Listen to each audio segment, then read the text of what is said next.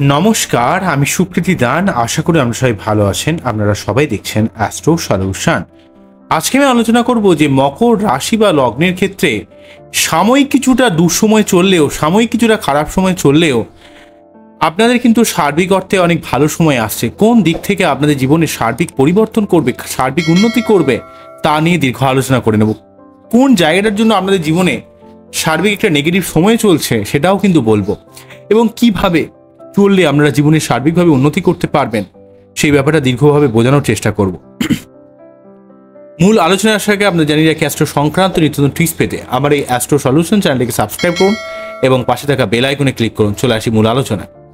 প্রথমেই বলবো, দেখুন, মকর রাশি বা লগ্ন দশম ভাবের একটা রাশি হওয়ার জন্য আপনাদের মধ্যে কর্মস্প্রিয়া, কাজ করার প্রবণতা, জীবনে লড়াই করা মেন্টালিটি কিন্তু আপনাদের মধ্যে রয়েছে।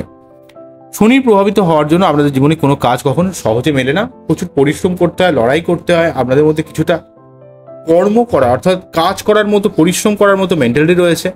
আবার আপনারা অত্যন্ত ইমোশনাল গোছের হন এবং মঙ্গলের জন্য কিন্তু আপনাদের মধ্যে একটা লড়াকু মেন্টালিটিও থাকে। শনির জন্য আপনাদের মধ্যে ধৈর্য শক্তি থাকে, কিন্তু জীবনে কোনো কাজ আপনাদের সহজে মিলতে চায় না। প্রচুর পরিশ্রম করে যে কোনো কাজকে আপনার জীবনে কিন্তু মেলাতে হয়, ঠিক আছে, যেহেতু আপনার মকর রাশি হওয়ার জন্য। তো যাই হোক, এই মুহূর্তে আপনাদের ক্ষেত্রে রাশি বা লগ্নপতি যেহেতু শনি সেকেন্ড হাউসে অবস্থান করছে, অর্থের জন্য ভালো হলেও আপনাদের যেহেতু রাশি বা লগ্নের ক্ষেত্রে একাদশপতি এবং চতুর্থপতি মঙ্গল কিন্তু শনির সঙ্গে যুক্ত হয়ে শনি মঙ্গল যোগ তৈরি করেছে। যেই শনি মঙ্গল যোগ আপনাদের কিছুটা খিটখিটে মেন্টালিটি, রাগিয়ে দেওয়া, রাগ জেদ অ্যাগ্রেশন তৈরি করে দেওয়া, মেয়েদের ক্ষেত্রে গাইনোকাল প্রবলেম, তাদের হাজবেন্ডের থেকে সমস্যা, ছেলেদের ক্ষেত্রে সুগার প্রেশার সংক্রান্ত সমস্যা, সম্পত্তি সংক্রান্ত সমস্যা, বা আপনার বাচ্চারা যদি কোনোভাবে শনি মঙ্গল যোগ থাকে সেক্ষেত্রে অ্যাক্সিডেন্ট ঘটে যাওয়ার একটা সম্ভাবনাও কিন্তু ক্রিয়েট করছে এই শনি মঙ্গল এই যোগটার জন্য। তো এই জন্য আপনাকে কিন্তু কিছুটা সাবধানতা অবলম্বন করতে হবে, যেহেতু শনি মঙ্গল যোগটা আপনাদের রাশি বা লগ্নের সেকেন্ড হাউসে অবস্থান করছে, এবং যেটা হচ্ছে আপনাদের ক্ষেত্রে একাদশপতির সঙ্গে লগ্নপতির কানেকশন দিতে হবে। এখানে কিন্তু অর্থের জন্য ভালো, কিন্তু আপনাকে কিছুটা রাগিয়ে দেওয়া, আপনার মধ্যে কিছুটা অ্যাগ্রেশন তৈরি করে দেওয়া, মাথা গরম করে দেওয়া, অ্যাক্সিডেন্টের প্রবণতা ক্রিয়েট করে দেওয়ার ব্যাপারটা কিন্তু থাকবে। শনি মঙ্গল একসঙ্গে অ্যাকচুয়ালি একাদশপতির সঙ্গে লগ্নপতি বা রাশিপতি যোগ হওয়া মানে আপনার জীবনে অর্থের ভাগ্য কিছুটা ভালো হবে, কিন্তু খিটখিটে মেন্টালিটি বাড়তে পারে, আপনার মধ্যে মাথা গরমের টেন্ডেন্সি ক্রিয়েট করতে পারে। এই ব্যাপারটা কিন্তু আপনাকে সাবধান হতে হবে। বোঝা গেল কি বললাম? পরবর্তী যে ব্যাপারটা বলবো সেটা হচ্ছে আপনাদের রাশি বা লগ্নের এক্সপেক্টে যেহেতু অষ্টমপতি রবি রাহু যুক্ত হচ্ছে, তাই কিছুটা ঝামেলা বৃদ্ধি পেতে পারে। এই রবি রাহু যোগের জন্য আপনার সম্মান কিছুটা কিন্তু ক্ষুণ্ণ হতে পারে, মান সম্মানের জায়গাটা ঝামেলা বেড়ে যাওয়ার ব্যাপারটা কিন্তু ক্রিয়েট করতে পারে, যেহেতু মঙ্গল শনি যোগ একদিকে খিটখিটে মেন্টালিটি, সূর্য রবি যোগ এখানে সম্মানহানির একটা কিন্তু ব্যাপার তৈরি করছে। এই দুটো জায়গা আপনাদের জীবনে কিছুটা নেগেটিভ অবস্থা কিন্তু তৈরি করে দিচ্ছে। তবে এইটা দীর্ঘদিন ধরে চলবে না, এবং আপনার পরিবার কেন্দ্রিক ব্যাপারে কিছুটা ঝামেলা, মায়ের শরীর খারাপ, আপনার মন মানসিকতার মধ্যে কিছুটা রাগ জেদ অ্যাগ্রেশন বেড়ে যাচ্ছে। তবে এই জায়গাটা মঙ্গল শনি যোগের জায়গাটা কিন্তু 23শে এপ্রিলের পর থেকে সরে যাবে।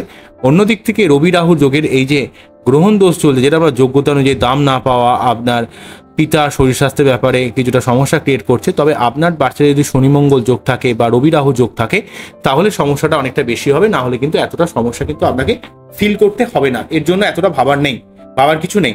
তবে এই যে 23শে এপ্রিলের পরবর্তী সময় থেকে কিন্তু মঙ্গল রাশি পরিবর্তন করে যাবে, তখন কিন্তু শনি মঙ্গল যোগের খণ্ডন হবে। তখন কিন্তু আপনার একাদশপতি এবং আপনার চতুর্থপতি যে অর্থাৎ অর্থ মালিক এবং আপনার ভূমি ভবন বাহনের যে অধিপতি গ্রহ মঙ্গল কিন্তু অনেকটা তার নেগেটিভ প্রভাব মুক্ত হবে, শনির থেকে সরে যাবে। তাই শনি মঙ্গলের প্রভাবটা মুক্ত হবে 23শে এপ্রিলের পরবর্তী সময় থেকে। এখন যে খিটখিটে প্রবণতা আমাদের মধ্যে তৈরি করেছে সেই ব্যাপারটা অনেকটা সরে যাবে।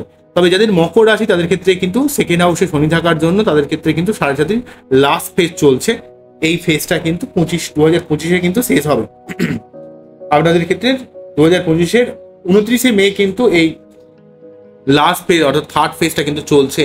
তাই আপনাদের মধ্যে ঘুমের ডিস্টার্বেন্স, মানসিক একটা অশান্তি, মনের মধ্যে চাপ ক্রিয়েট করছে, এবং তার উপর মঙ্গলের মধ্যে একটা গ্রহ যে আপনার ক্ষেত্রে একাদশপতি এবং চতুর্থপতি সে শনিযুক্ত হয়ে আপনার জীবনে কিন্তু অনেকটা সমস্যা ক্রিয়েট করে দিচ্ছে। তা যখন মঙ্গল কিন্তু সরে যাবে তখন কিন্তু এই সমস্যা সার্বিক অর্থে কিন্তু নির্মূল হয়ে যাবে। অন্যদিক থেকে বলতে গেলে যেহেতু রবি রাহু একটা যোগ, যেটা কিন্তু আপনার সম্মান ব্যাপারটা কিছুটা ক্ষুণ্ণ করে দিচ্ছে। এই রবি রাহু যোগটা কিন্তু 13 এপ্রিলের পর খণ্ডিত হবে। অন্যদিক থেকে 31শে মার্চ পর্যন্ত শুক্র কিন্তু শনির সঙ্গে যুক্ত হয়ে রয়েছে।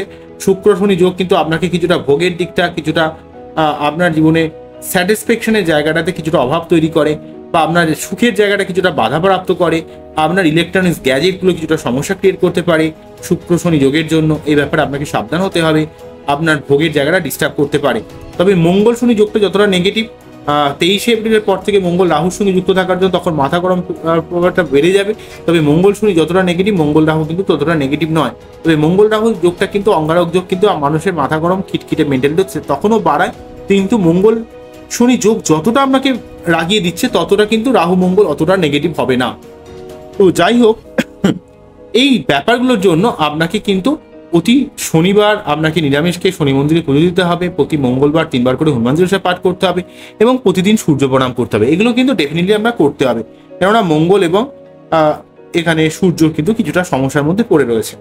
অন্যদিক থেকে ভালো কথা বলতে গেলে আপনাদের ক্ষেত্রে কিন্তু দ্বিতীয়ভাবে শনি কিন্তু আপনাদের অর্থের দিক থেকে, আপনি যদি পরিশ্রম করেন, লড়াই করেন, অর্থের দিক থেকে কিন্তু অনেকটা হেল্প করার চেষ্টা করবে, যেহেতু লগ্নপতি বা রাশিপতি। এবং সেখান থেকে আপনার দ্বিতীয় দৃষ্টি থেকে আপনার তার দ্বিতীয়ভাবে অবস্থান করে তার তৃতীয় দৃষ্টির মাধ্যমে শনি কিন্তু আপনার ভূমি, ভবন, বাহন, আপনার ক্রয় বিক্রয় করার দিক থেকে, গঠনমূলক কোনো কিছু করার দিক থেকে কিন্তু অনেকটা হেল্প করবে, যেহেতু তার থার্ড দৃষ্টিটা আপনার চতুর্থ ভাবের উপর পড়ছে। পরবর্তীভাবে শনি কিন্তু অষ্টম দৃষ্টির মাধ্যমে কিন্তু আপনার কিছুটা হাড়ে ব্যথা, কোমরে ব্যথা বাড়াতে পারে, তবে ফাটকা জায়গা থেকে লাভ আসতে পারে, আপনি ইনকাম করতে পারেন, পরিশ্রম করলে অনেক জায়গা থেকে আপনার ইনকাম বৃদ্ধি পাবে। একাদশভাবের উপর শনি দৃষ্টি পড়ার জন্য আপনারা কিন্তু অবশ্যই অর্থ সেভিংস করতে পারবেন, অর্থ ইনকাম করতে পারবেন, অর্থের জায়গাটা কিন্তু ভালো হবে। অন্যদিক থেকে বৃহস্পতি 1 মে পর্যন্ত আপনাদের 4th হাউসে অবস্থান করার জন্য আপনার পরিবার কেন্দ্রিক ব্যাপারে অনেকটা শুভ ফল দেওয়ার চেষ্টা করছে। আপনার মায়ের কোনো রকম শরীর খারাপ থাকলে সেই ব্যাপারটা নির্মূল করছে, পারিবারিক অনেক অশান্তিকে নির্মূল করার চেষ্টা করছে, এবং সেই সঙ্গে আপনার ভূমি, ভবন, বাহন ক্রয় বিক্রয় করার দিক থেকে অনেকটা হেল্প করছে। অষ্টমভাবে বৃহস্পতিদেবের দৃষ্টি পড়ার জন্য আপনার জীবনের সার্বিক ঝামেলাকে নির্মূল করছে, যাদের জীবনে আইনি কোনো ঝামেলা রয়েছে সেই জায়গাটাকে নির্মূল করছে। বাড়িতে কোনো রিচুয়াল বা বাড়িতে কোনো আধ্যাত্মিক কাজ বা কোনো শুভ কাজ অনুষ্ঠিত হতে পারে, আপনার কর্মের জায়গাটাকে শুভ ফল দেওয়ার চেষ্টা করছে।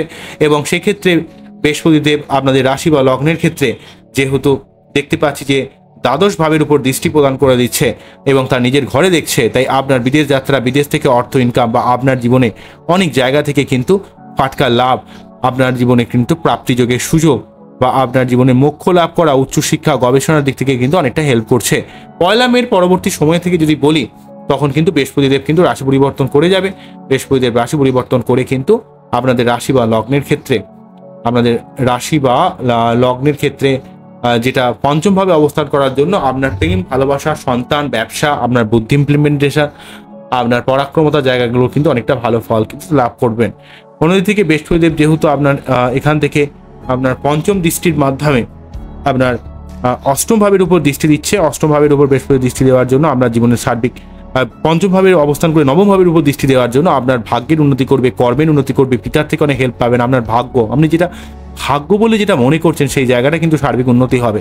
অন্যদিক থেকে বৃহস্পতিদেব কিন্তু আপনার পঞ্চমভাবে অবস্থান করে 11th হাউসে দৃষ্টি প্রদান করার জন্য কিন্তু আপনার জীবনে সর্বাত্মকভাবে একটা অর্থ ইনকামের অনেকগুলো সুযোগ কিন্তু তৈরি করে দেবে, আপনার জীবনে প্রাপ্তিযোগের অনেক সুযোগ নিয়ে আসবে। এবং আপনার রাশি বা লগ্নের উপর দৃষ্টি প্রদান করার জন্য আপনার মন মানসিকতার মধ্যে একটা প্রসন্নতা, পরিতৃপ্তি, আপনার জীবনে কিছু মোটিভেশন, কিছু করার মেন্টালিটি, এগুলো কিন্তু তৈরি করবে। তাই বৃহস্পতি প্রথমে আপনাকে প্রথম ফেজটা অর্থাৎ 1 মে পর্যন্ত আপনাকে কিন্তু সার্বিকভাবে পরিবার সংক্রান্ত ব্যাপারে, ছুট ঝামেলা নির্মূল করার ব্যাপারে, আপনার বিদেশ থেকে অর্থ ইনকাম করার ব্যাপারে, আপনার অর্থের জায়গাটা আপনাকে কিন্তু অনেকটা হেল্প করে দেবে, এবং আপনাকে কর্মের জায়গায় কিন্তু অনেকটা প্রোগ্রেস দেবে। আবার অন্য দিক থেকে কিন্তু 1 মের পরবর্তী সময় থেকে পঞ্চমভাবে অবস্থান করে বুদ্ধি, পড়াশোনা, প্রেম, ভালোবাসা এগুলোতে শুভ ফল দেবে, ভাগ্য সংক্রান্ত ব্যাপারে শুভ ফল দেবে, লগ্ন সংক্রান্ত ব্যাপারে আপনার মন মানসিকতাকে অনেকটা স্ট্রং করবে এবং আপনার মধ্যে কিছু করার মতো মেন্টালিটি জাগাবে। একাদশভাবে দৃষ্টি প্রদান করার জন্য প্রাপ্তিযোগের অনেক সুযোগ নিয়ে আসবে। কিন্তু এই যে সময়টা বারে বারে বলছি যে 23শে এপ্রিল পর্যন্ত মঙ্গল শনি যোগের জন্য আপনাদের একটু সাবধান থাকতে হবে পরিবার কেন্দ্রিক ব্যাপারে, এবং সেই সঙ্গে কিন্তু আপনাদের অর্থের ব্যাপারে, আপনার ক্ষেত্রে কিন্তু অর্থের ব্যাপারে কিছুটা টালমাটাল অবস্থা তৈরি করতে পারে, আপনার শরীর কিছুটা খারাপ হতে পারে, আপনার মেন্টালিটির মধ্যে খুব রাগ বেড়ে যেতে পারে, ঠিক আছে, এই ব্যাপারটা একটু সাবধান হবেন। তবে 1 মের পরবর্তী থেকে সূর্য কিন্তু বৃহস্পতির সঙ্গে 1 মে থেকে 1 মে বলছি 1 মে পর্যন্ত সূর্য এবং বৃহস্পতি অবস্থান করবে। মানে অ্যাকচুয়ালি সূর্য সরে যাবে হচ্ছে 23 এপ্রিল থেকে 1 মে, এই সময় পর্যন্ত সূর্য এবং বৃহস্পতি একসঙ্গে যৌথভাবে কিন্তু চতুর্থভাবে অবস্থান করার জন্য পরিবার কেন্দ্রিক ব্যাপারে, কর্মের ব্যাপারে আপনাদের অনেক প্রোগ্রেস হবে। বিশেষ করে 23 এপ্রিল থেকে 1 মে এই সময়কালে বৃহস্পতি এবং রবি একসঙ্গে যুক্ত হয়ে আপনার জীবনে পরিবার কেন্দ্রিক ব্যাপারে অনেক শুভ ব্যাপার কিন্তু তৈরি করবে। তবুও কিন্তু অন্য কথা বলতে গেলে আপনাদের নবমভাবে যেহেতু কেতু রয়েছে এবং 3rd হাউসে যেহেতু রাহু রয়েছে, মাঝে মাঝে কিন্তু আপনার পরাক্রমতাকে অনেকটা মিস ইউজ করে ফেলছেন, মাঝে মাঝে খুব রেগে যাচ্ছেন, মাঝে মাঝে অনেক মানুষের সঙ্গে আপনার শত্রুতা ক্রিয়েট করে যাচ্ছে, আপনার ভাগ্য কিছুটা ওঠানামা করছে। নবমভাবে কেতু থাকার জন্য কেতু কিন্তু আপনাকে কিছুটা কনফিউজ করে দিচ্ছে। তবে উচ্চশিক্ষার দিক থেকে অনেকটা ভালো, আধ্যাত্মিকতার দিক থেকে অনেকটা ভালো, কিন্তু নবমভাবে কেতু থাকলে আপনি মাঝে মাঝে কিন্তু ডিসিশন নিতে পারছেন না যে কোন পথে চলবেন, কীভাবে করবেন।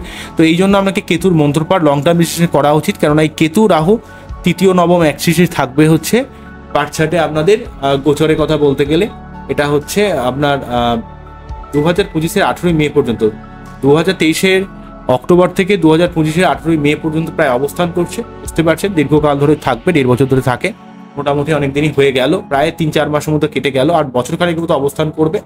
তো এখানে অলরেডি আপনাদের ক্ষেত্রে অনেকটা শুভ প্রভাব কিন্তু আপনারা পাবেন বৃহস্পতির আলোকে, শনির আলোকে। কিন্তু কেতু থাকার জন্য আপনার মাইন্ডকে কিছুটা ফ্র্যাকচার করাবে, কিছুটা ভাগ্য উন্নতিতে মাঝে মাঝে বাধা তৈরি করবে, কিছুটা পরিবর্তন করে দেবে। এই ব্যাপারটা একটু সাবধান হবেন।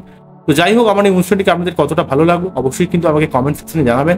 আবারও দেখা হবে নতুন কোনো ভিডিও নিয়ে। আমরা সবাই ভালো থাকবেন, সবাইকে ভালো রাখবেন। এই জন্য অনুষ্ঠানটি শেষ করছি। নমস্কার, থ্যাংক ইউ।